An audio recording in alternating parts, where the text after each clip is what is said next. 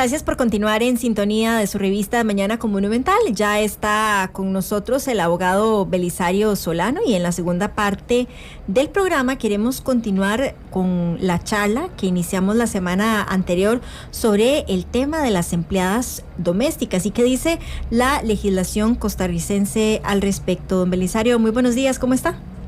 Vamos a ver, aquí, adelante. Buenos días, un gusto saludarle. Muy bien, corriendo, hay mucho tránsito. Mucho tránsito, el hundimiento nos tiene un poco preocupados. Sí, porque está saturando las otras vías, ¿verdad? Entonces la gente tiene que salirse de esa cosa, este país se nos sigue hundiendo. Vamos a hundimiento por año. Hundimiento por año. ¿Verdad? Es tremendo, pero ahí ni modo, es parte de lo que tenemos que ver qué hacen nuestros políticos. Y precisamente ese es el reto que tienen los próximos políticos y ojalá que lo tomen como un reto y puedan solucionar este problema para darle mejor calidad de vida a todos los costarricenses y a todas las personas que viven en nuestro país.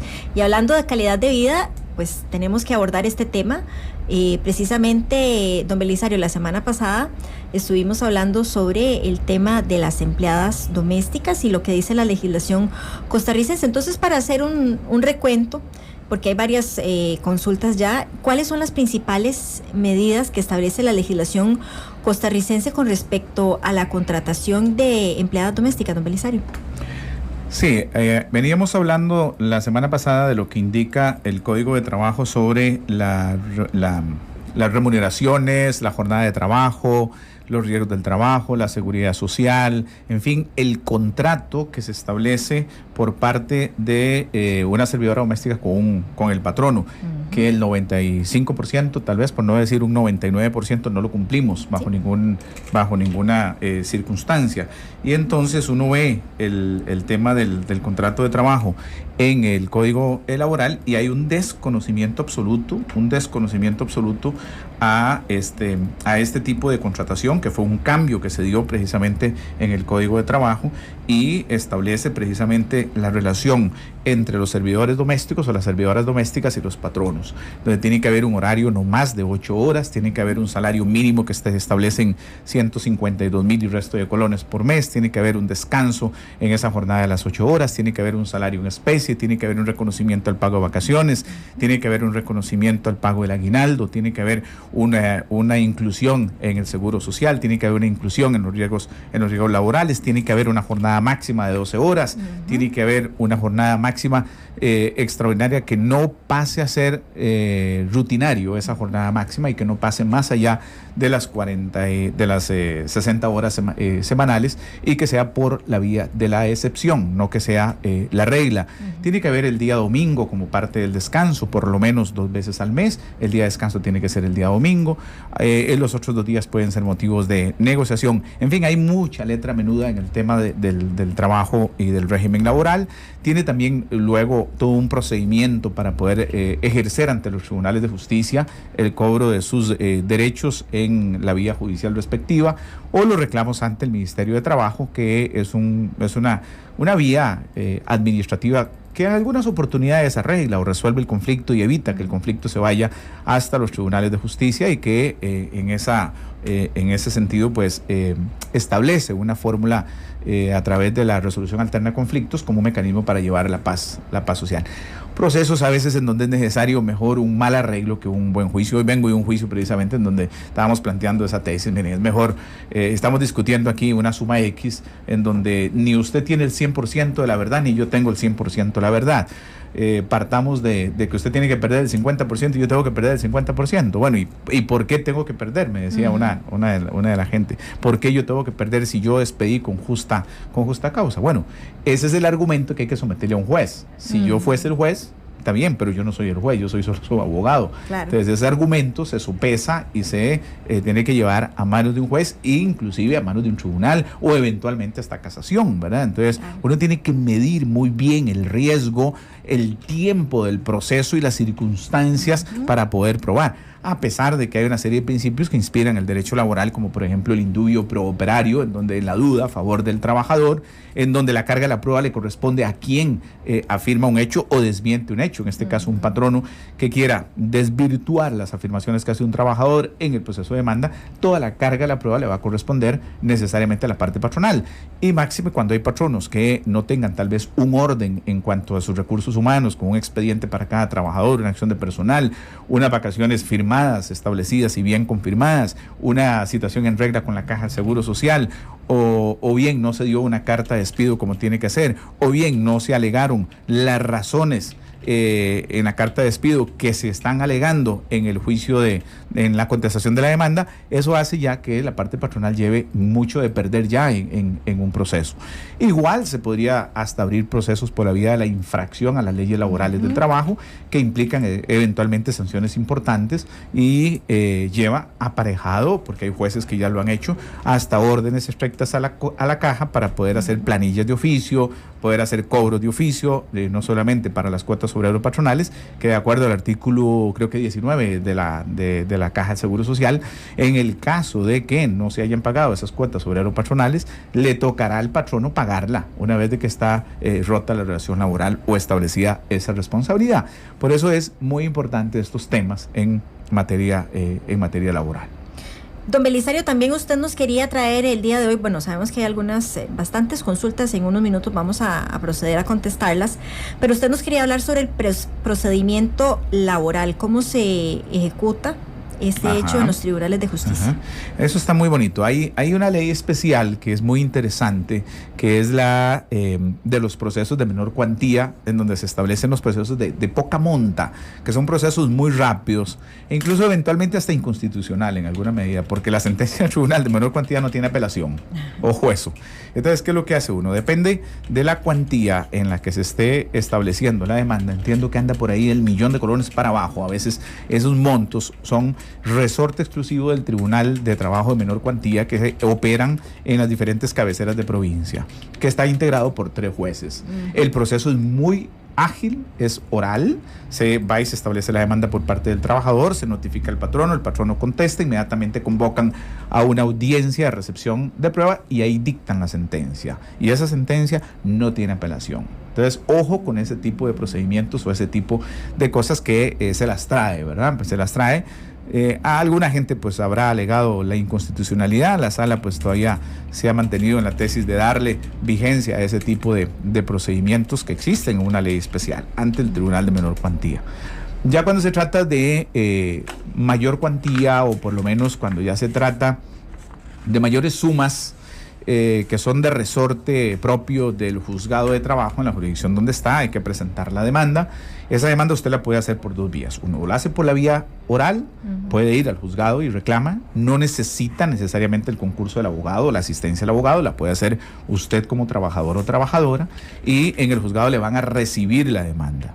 Esa demanda le van a dar traslado a la parte patronal, quien le van a dar un plazo de 8, 10, 15 días, depende de las circunstancias, el juez lo establece, para efectos de contestar la demanda. Normalmente es un plazo de 8 días que se le da a la parte patronal, ese tiene que contestar, ofrecer la prueba, y luego de eso se convoca una audiencia de conciliación, recepción de prueba, e inmediatamente después caen 2 caminos, según el juzgado donde estén. Si estamos con el proceso de la oralidad, vamos a tener entonces una resolución inmediata oral en el sitio, en el mismo momento, en que se recibe la prueba testimonial. En ese momento el juez puede dictar sentencia. Esa sentencia tiene apelación ante el Tribunal de Familia, el Tribunal Superior de Trabajo, perdón.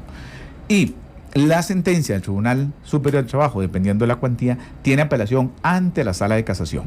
¿Cuánto dura un proceso? Normalmente, mira, a veces el proceso que vengo de liquidar hoy tiene un proceso de 3 años. Es una cuestión de 3 años.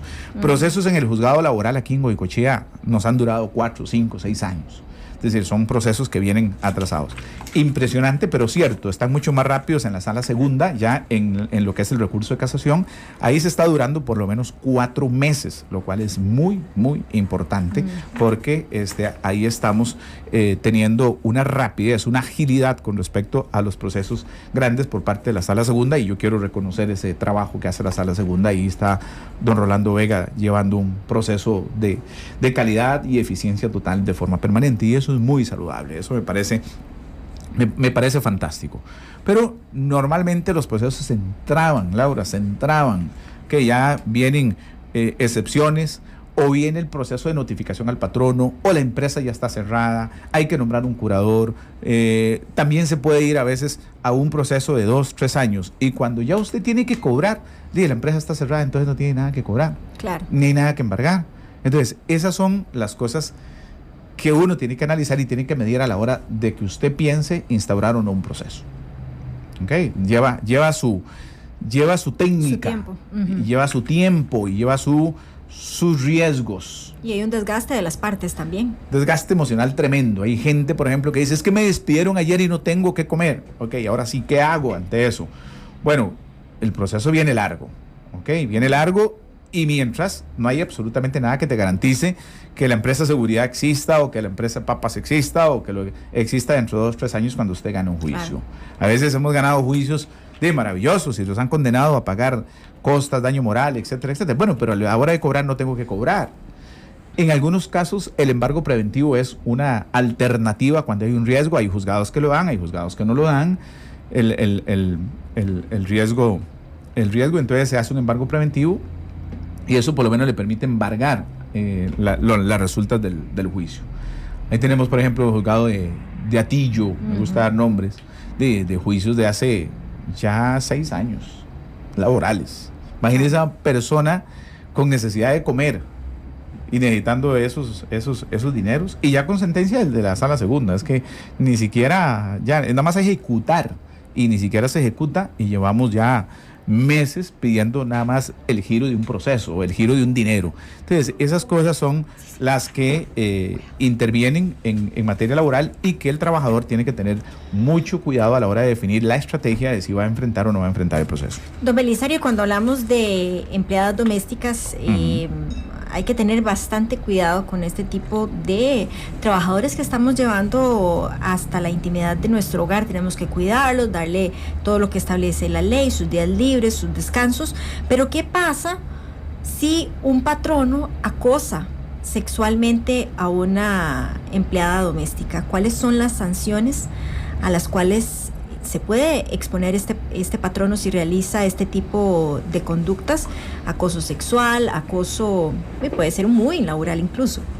Ok, con respecto a las trabajadoras domésticas, el tema del acoso laboral o el acoso sexual en esta medida es un tema que ha venido siendo abordado por la jurisprudencia y ha venido estableciendo una serie de lineamientos. Ya ahorita yo le voy a buscar acá algunos detalles más propios con respecto a ese tema del acoso laboral, pero me da un chancecito. Pero sí hay no solamente sanciones en el ámbito administrativo, sino que también en el ámbito penal, porque puede ser que ciertos tocamientos, cierta presión, cierto acto libididoso puede generar en un abuso sexual, que raya más allá de la relación laboral en la relación penal. Y entonces esto es muy importante poderlo establecer, porque hay que diferenciar entre lo que es el acoso sexual versus versus el acoso laboral, en donde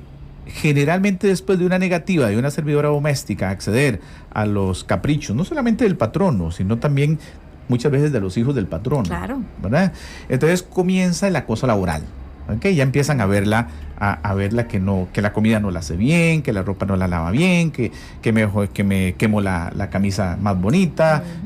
Una vez tuve un caso en donde una persona llegó y le puso la plancha a la camisa y después le atribuyó esa responsabilidad a la empleada, simplemente como un acto de venganza, ¿verdad? Entonces eso tiene que tener mucho cuidado. Pero sí, la legislación nuestra ha venido trabajando sobre el tema del acoso laboral y sobre el tema del acoso sexual en todos los ámbitos de la relación laboral, no solamente en esto, sino que también establece en ciertas obligaciones la necesidad de tener no solamente un reglamento, sino que también el mismo código aborda el tema. Don Belisario, sabemos que este tema genera muchas consultas y prueba de ello son las consultas que ya hay en el perfil de Facebook, y tenemos ya nuestra primera llamada. Se trata de Isabel, quien nos está llamando desde Cariari. Muy buenos días, doña Isabel, ¿cómo está? Muy buenos días. Don Belisario, no importa que la preguntita sea de otra cosa. Adelante, no hay problema. Es que hace un tiempo el licenciado habló sobre las pensiones de invalidez, vejez y muerte cuando se muere una persona. Yo lo llamé y le dije que mi mamá había tenido pensión, mi papá murió hace un año y a ellos se la quitaron. Nosotros hicimos todo lo que el licenciado nos dijo, todo, y pusimos también de que ella, por un juez fue sentenciado de la pensión de papá. Ahora eso está en la apelación, pero nosotros pensamos que tal vez se la denieguen. Entonces yo no sé que si el licenciado me dé un consejo a ver qué podemos hacer más. Perfecto. Y también tenemos la llamada de don Luis desde La Uruca. Doña Isabel, le respondemos en unos minutos. Muy buenos días, don Luis, ¿cómo está? Gracias también por el programa tan importante para todos los usuarios. Gracias a usted por escucharnos. La consulta mía es sobre lo siguiente. Hace como de 10 años yo había planteado un juicio laboral ante los tribunales, lo cual me resolvieron después de ese tiempo y gracias a la insistencia de mi parte. El juez falló a mi favor y condenaron a la empresa al pago de las prestaciones más los intereses. Más el juez, cuando hizo la sentencia, dejaron por fuera el cobro de, de los intereses, de lo cual yo presenté una nota, lógicamente, reclamando ese detalle, y en lugar de resolverlo, el mismo juez que había hecho mala la sentencia, dejando por fuera los intereses, se lo pasaron a otro juzgador, del cual ya va casi para un año, y no me han resuelto nada. La pregunta es la siguiente: yo tengo derecho también a demandar al Estado por la duración tan excesiva de este proceso, más el error que a todas luces se reclamó en su debido tiempo. Gracias. Muchísimas gracias, don Luis. En unos minutos le vamos a estar respondiendo su consulta, y también tenemos la llamada de Santiago desde La Uruca. Muy buenos días, don Santiago, ¿cómo está? Sí, buenas, muchas gracias por el programa. Gracias a usted. Sí, mire, igual otra preguntita fuera de programa. No se preocupe. Si uno tiene una hija mayor de edad que ya trabaja, está estudiando, tiene 19 años, trabaja y estudia en el colegio nocturno, ¿es cierto que hay que seguirle dando pensión hasta los 25 años? Perfecto. Vamos a responderle en algunos minutos, don Santiago, para ver cuál es la respuesta que tiene el abogado Belisario Solano para esta situación que usted nos plantea. También tenemos la llamada de doña Trinidad. Muy buenos días, doña Trinidad, ¿cómo está? Bien, ¿y usted? Muy bien, por dicha. ¿Cuál es su consulta? Es que, mire, yo tengo 4 meses de incapacidad ya. Dígame una cosita, cada incapacidad de esas, yo entiendo que en cada incapacidad el patrono debe pagar unos días, no sé cuántos días.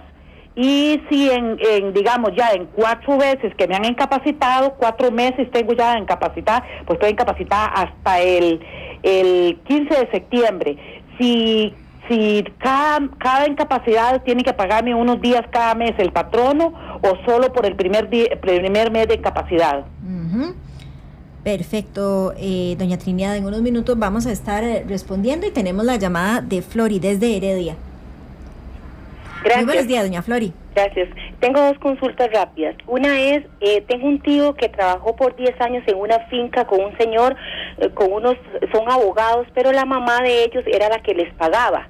Y ella aparece en la sociedad anónima como la tesorera. Resulta que lo despidieron a él y solo le dieron 150,000 colones. Entonces, él hizo todo el asunto en el Ministerio de Trabajo en Liberia, y luego lo mandaron al juzgado, y el juzgado, todo está ya en el juzgado, digamos. Pero a la hora de notificarle a la señora en Liberia, a pesar de que ella sabe dónde viven los hijos y que los hijos llegan ahí porque ellos viven aquí en San José, ella dice que que ellos no viven ahí. Entonces, por eso no los pueden notificar. Conseguimos las oficinas, porque son abogados aquí en San José, y llevamos esa dirección a Liberia. Y entonces, ¿qué dijeron en Liberia? En Liberia nada más se lavan las manos diciendo que es que eso ya lo mandaron para que les notifiquen en San José. Pero como ellos son abogados y son como gatos, ¿verdad? Se las saben todas. ¿A quién demandaron ustedes? A Liberia les fuimos a dejar las nuevas direcciones que nosotros mismos conseguimos. Por eso, ¿a quién demandaron? ¿A la mamá y a los hijos? No, ¿o mandaron a la los sociedad hijos, anónima? porque ellos fueron los que lo contrataron, a pesar de que ella era la que llegaba y les pagaba, la señora. Okay. Demandaron a los hijos. Tesorera. Entonces, ella se niega y dice que los hijos no llegan ahí. Entonces, decidimos buscar la dirección de los hijos. Y en Liberia, no, mire señor, es que ya eso lo mandamos para San José, pero no nos dan información dónde está aquí en San José para seguirle la pista. Y ¿qué es lo que están haciendo ellos? Que el proceso se pasen los años y se llegue a caducar, ¿verdad? Esa pregunta, ¿cómo hace uno, don Belisario, para seguirle la pista aquí en San José? ¿A dónde lo mandaron? Perfecto, doña Flori, muchísimas gracias por esta intervención. En unos minutos vamos a dar respuesta a todas las llamadas telefónicas que recibimos durante estos minutos. Vamos a hacer una pausa comercial y en instantes volvemos con más. No me toque el dial porque usted está de mañana con Monumental.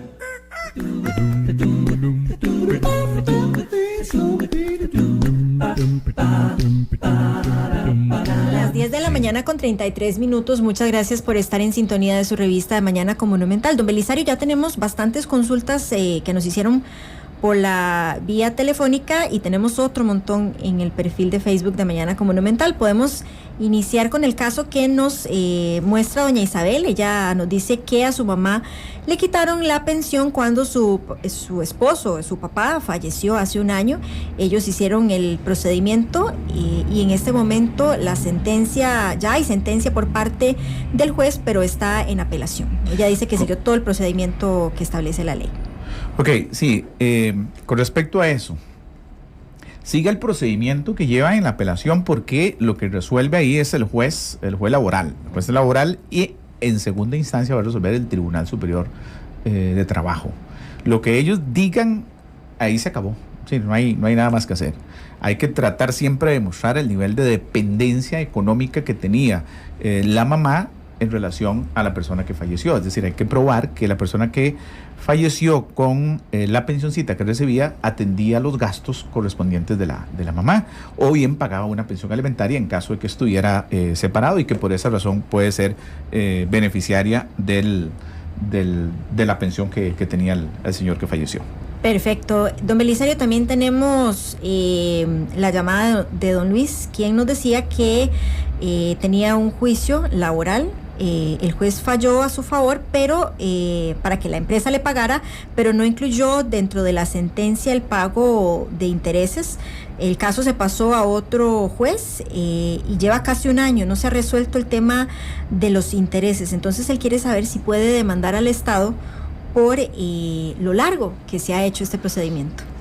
Si el juez no resuelve el tema de los intereses en la primera instancia o en el primer fallo, puede ser de que no se haya pedido. Uh-huh. ¿Okay? Entonces, como no se pidió y tiene que ir a un proceso de ejecución, eso es como empezar un juicio nuevo. Uh-huh. ¿Okay? Y empieza el calvario otra vez. E igual te va a durar 2-3 años y empieza las partes en pugna con respecto al tema del quantum de los intereses.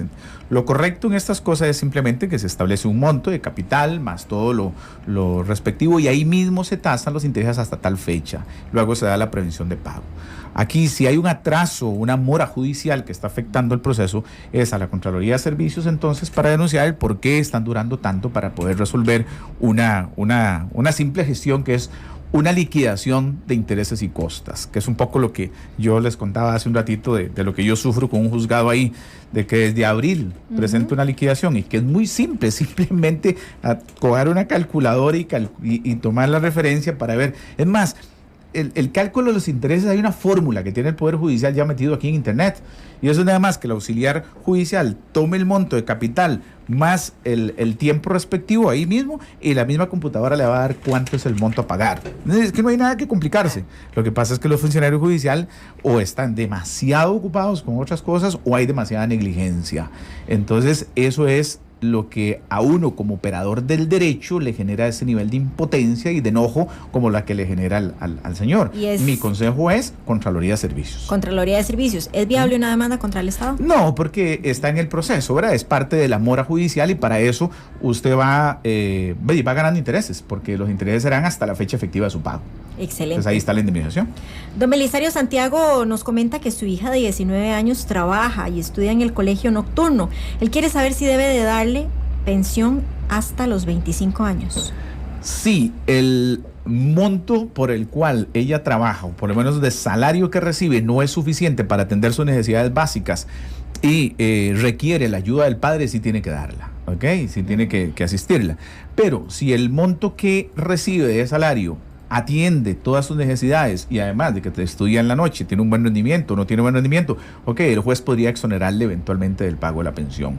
Todo va al caso concreto con la prueba que usted puede presentar y poder demostrar, decir, bueno, es una mujer que gana 500,000 colones o 400,000 colones, con eso es suficiente para que atienda sus necesidades básicas, sí, no hay ningún problema. Pero puede ser que trabaje, qué sé yo, de servidora doméstica y que lo que gane sean 75, 80,000 colones por mes, nada más. Con eso es insuficiente para poderse atender y que por eso requiere necesariamente la ayuda del padre. Recordemos que la pensión requiere en mayores de edad una carga académica aceptable y buenos rendimientos. Y eso tiene que estarlo probando cada 6 meses por lo menos.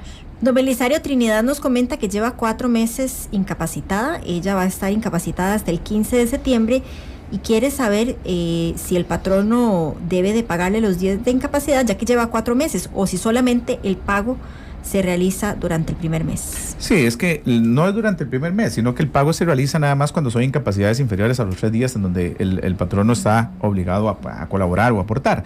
Para eso es que el patrono paga la Caja del Seguro Social, precisamente para que la Caja establezca esa licencia o esa indemnización que se le hace a los trabajadores que ahora anda muy cuestionadito el tema de las incapacidades y creo que les pagan como el 60%, ¿verdad? Uh-huh. Y entonces es lógico que lo que se busca con la incapacidad o con el pago del 60% es desalentar las enfermedades de los trabajadores. Entonces a usted le va a afectar no solamente las vacaciones, le puede afectar el aguinaldo, le va a afectar las prestaciones. Entonces no sirve estar enfermo, ¿verdad? Entonces primero va a recibir casi la mitad del salario, nada más, de los ingresos, y tercero le van a afectar sus otros derechos, porque lo que hace es que suspende la relación laboral y entonces ahí hay que tener mucho cuidado. Entonces el patrono colabora siempre, pero en los primeros días, cuando la primera incapacidad es menor a los 3 días. Don Belisario, doña Flori nos llamó y nos dijo que su tío trabajó en una finca, lo despidieron, le dieron solamente 150,000 colones, que lo contrataron unos señores y la mamá de ellos era la que les pagaba porque es la tesorera. Ellos están tratando de notificar y bueno, enviaron la notificación, ellos dijeron que no vivían ahí y ahora el proceso se pasó a San José y ella tiene miedo de que este proceso se alargue. ¿Qué puede hacer en este caso, don Belisario? Ok, lo primero que tiene que hacer, mi querida amiga, es ir al juzgado allá en Liberia, donde está, para efectos de que le saque una copia a donde está la constancia de a dónde y cuándo enviaron la comisión para efectos de notificación de esos abogados. Eso es lo primero que tiene que hacer. Una vez con esa información, viene aquí al juzgado correspondiente o a la autoridad de la fuerza pública a la cual le han enviado la comisión para ver si ya llegó el documento. De Liberia para acá, en buena teoría, en 8 días tiene que estar. Okay, ya, para que le den el trámite.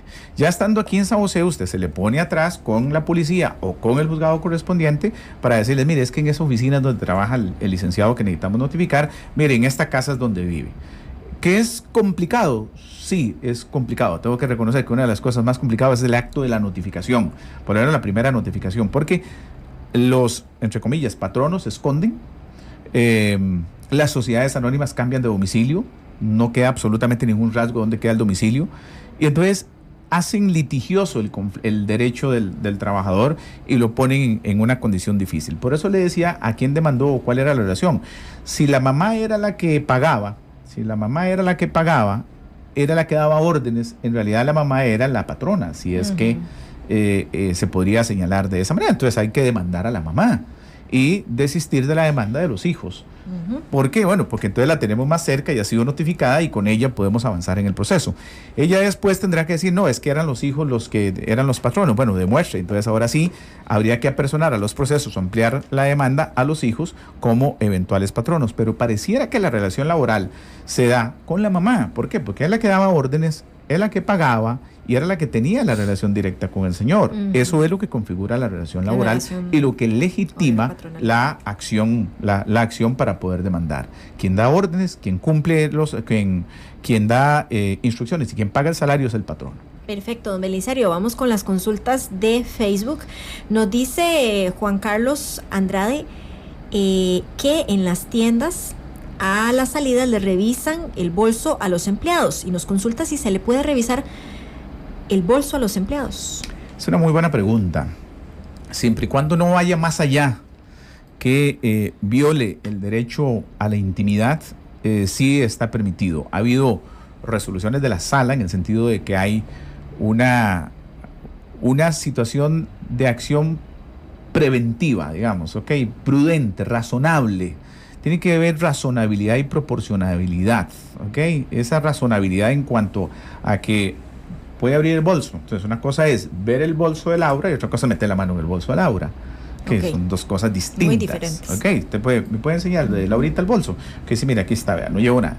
Ok, perfecto, muchas gracias. Lo otro es que yo como guarda llegue a husmear y a tocar y a sacar cosas para eventualmente descubrir si lleva algunas prendas de la empresa o lleva algunos artículos de la empresa. ¿Y en el caso de las empleadas domésticas? En el caso de las empleadas domésticas, también buena pregunta. Igual hay esa posibilidad de poder revisar dentro de un nivel de razonabilidad. Máxime si hay un nivel de sospecha, ¿verdad? Ya cuando usted empieza a revisar porque usted sospecha.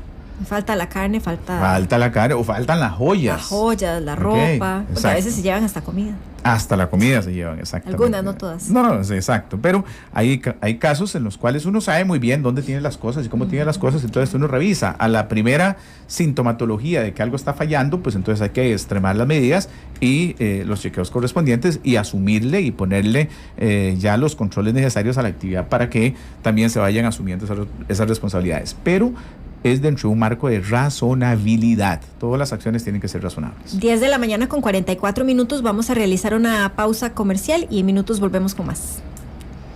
No me toque el dial porque usted está de mañana con Monumental.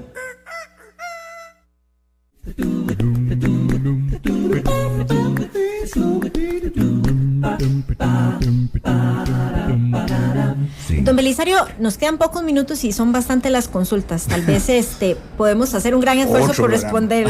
Y otro programa.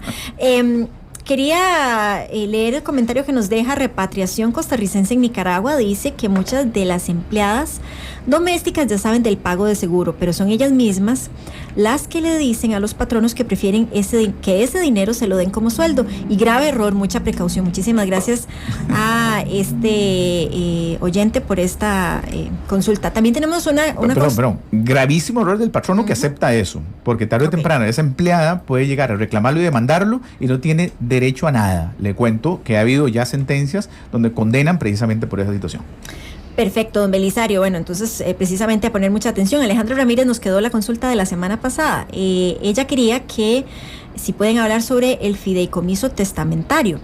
Dice que quiere saber sobre ventajas y desventajas con respecto al testamento y si se puede hacer entre personas físicas y no necesariamente a través de un banco o por medio de personas jurídicas. Si por razones de tiempo o bien, vamos a ver, sí, perfecto. Vamos a ver en el tema. Dice que ella estuvo leyendo en internet sobre esta figura, pero dice que de los abogados que ha consultado casi ninguno la utiliza, entonces ella no sabe si este procedimiento se realiza en Costa Rica. Dice que es muy caro. Sí, es caro, es oneroso y es muy especializado, y eso solo cuando hay cantidad de bienes que puedan ser, que justifiquen realmente la existencia de un fideicomiso testamentario, ¿verdad? Para poder establecer una serie de condiciones. Los bancos lo utilizan, pero lo que pasa es que igualmente el costo de la administración es bastante caro. Michael Jackson fue el que hizo un fideicomiso testamentario. Si usted se mete a ver el testamento de Michael Jackson, justamente es lo que establece en el testamento cuando lo hace, es un fideicomiso testamentario de acuerdo a la ley de Estados Unidos. Y lo recuerdo muy bien porque esa es la tarea siempre que le pongo a mis alumnos en Derecho Romano cuando vemos testamentos versus el Código Procesal Civil. Y entonces ahí lo que nos encontramos es un fideicomiso testamentario. Aquí en Costa Rica es muy poco usado esa figura. Perfecto, don Belisario. También tenemos la consulta de Leonardo Barbosa. Nos dice, buenos días, ¿serían tan amables de explicar un poquito sobre el salario en especie y qué consecuencias tiene para el patrono el no pago de horas extras y cómo ella o el trabajador doméstico pueden reclamar ante el patrono y el Ministerio de Trabajo los trámites? Le cuento que el último caso que yo conocí por horas extras y el reclamo por una persona que trabajó año y medio cuidando a una persona adulta mayor llegó a un reclamo de 14 millones de colones por parte de la trabajadora. Entonces hay que tener muy bien claro eso, porque sí genera consecuencias muy graves desde el punto de vista económico. La jornada tiene que ser de 8 horas, no pueden ir más allá de 4 horas por día y no puede hacerse una costumbre. Hay que llevar muy bien eso documentado, un expediente de la servidora doméstica, uno debería de tenerlo ahí. El pago, todo tiene que ser por recibo, todo tiene que existir con el salarito tomado como corresponde y reportado a la Caja de Seguro Social. Ese es el ideal. 99% no hacemos eso. Perfecto. También, don Belisario, Lidia Chinchilla nos dice, buenos días, ¿serían tan amables de responderme la siguiente pregunta? Es que mi hijo alquila una casa siempre paga al día, pero el dueño no ha querido arreglarle más bien unas goteras, ya se lo ha dicho y nada. Mi hijo tiene contrato por 3 años, le falta año y medio y vamos a ver, perfecto. Vamos. La ley de arrendamientos urbanos es muy clara sobre eso, del mismo monto del alquiler mensual que paga, nada más le manda una notita, le advierte que tiene 10 días para poder hacer las mejoras. Si no hace las mejoras, pues las hace entonces su hijo y le rebaja las facturitas en el mes siguiente. Uh-huh.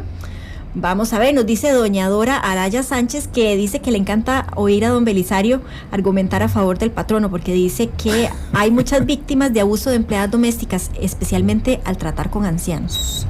Sí, bastante, sí, estamos viendo eso cada día, uno en la oficina, en el despacho, en la calle, cuando lo plantean, se dan ese tipo de circunstancias, Dorita, lamentablemente hay una realidad que subyace y que hay que ponerla en conocimiento de la opinión pública. Perfecto, también tenemos una consulta más anónima, por favor no decir mi nombre. Quería preguntar cómo funciona legalmente la contratación de empleadas domésticas. Vamos a ver que se contratan por unas cuantas horas al día o un par de días a la semana. Me refiero al pago de salario mínimo, cargas sociales y beneficios como el aguinaldo.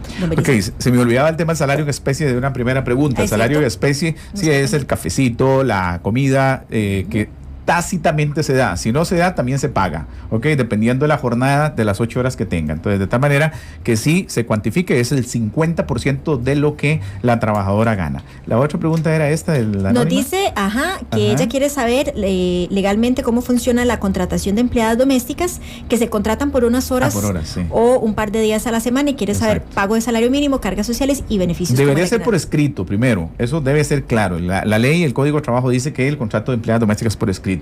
Por horas, la tabla de salario mínimo se establece el monto del salario por día y de ahí hay que establecer cuánto es por hora para efectos de poderlo contratar. Anda como por 800, 900 colones la hora. Lo que pasa es que la empleada no va a trabajar por ese monto. Entonces, generalmente hay que convenir el monto por día entre la trabajadora y uno como patrono. Y eso hagámoslo por escrito, por favor aprendamos. Y las liquidaciones que eso conlleva, igual, lleva vacaciones, lleva aguinaldo, eventualmente lleva preaviso, lleva seguro, lleva todos los derechos laborales, aunque sea por horas o por días. Y después Ale Arce nos dice, buenos días, una pregunta para el abogado, ¿tengo yo derecho de hacer o de poner una parrilla al frente de mi casa en una ocasión especial, en una fiesta, ya que lo hice y el vecino me dijo que la quitara?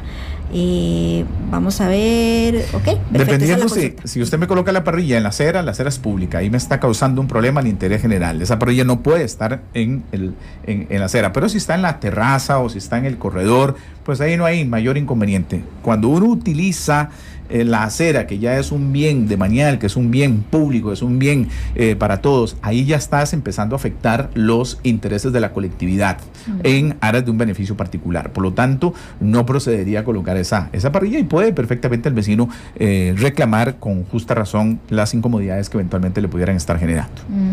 Lo otro es que invite al vecino a la parrillada. Perfecto, sí, también lo convide. Don Belisario, hay una consulta más que ya son las 10 de la mañana con 53 minutos, pero vamos a responderla, es anónima.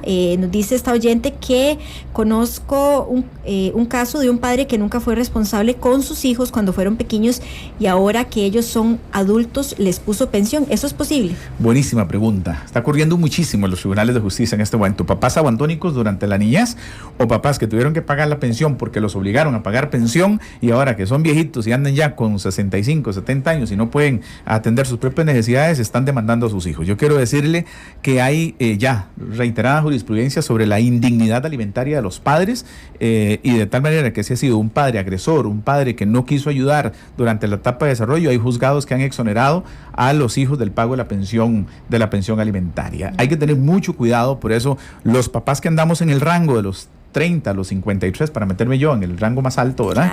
Claro. Okay. Tenemos que tener mucho cuidado en la relación con nuestros hijos y tenemos que saber que todo lo que hagamos ahora lo vamos a pagar en el futuro. Por eso tengamos mejor la actitud de ser responsables con nuestros hijos, ayudémosles al estudio, démosle todo lo necesario, porque el día de mañana no sabemos si vamos a depender nuestro arroz y frijoles de parte de ellos, y es mejor que nos lo den con cariño, con ganas, antes de tener uno que ir a demandar alimentos y que después vengan a demandarlo a uno, más bien o a decir, no, es que mi papá no es digno de ser alimentado, porque cuando yo era niño me abandonó, nunca me dio absolutamente nada y más bien me agredía, y qué mayor agresión se le hace a un hijo cuando lo deja totalmente abandonado. Perfecto, don Belisario, 10 de la mañana con 55 minutos, muchas gracias. Bueno, respondimos las rapiditas del día. Se pegó la carrera. ¿Verdad? Ok, así es que estamos a la orden. Día en 8 prepararemos otro temita y voy a hablar un poquito del fideicomiso testamentario, aunque sea sin una razoncita, 2-3 minutos, porque es una figura que en realidad es interesante conocerla, pero tiene sus grandes implicaciones y tiene un costo que yo digo, ¿para qué eso si podemos resolver de una sola vez con referencia a un testamento y distribuimos bienes? Esto para Alejandra, para que esté pendiente. Hoy respondimos, pero la próxima semana vamos a ampliar el tema. Laura Ávila se despide por el día de hoy, agradeciendo siempre su fiel sintonía y también dándole las gracias a Miguel Cascante en el Control Master y a los compañeros de Canal 2 por llevarnos la imagen de la radio. Que tengan un excelente día y continúen en sintonía de Noticias Monumental. Hasta mañana.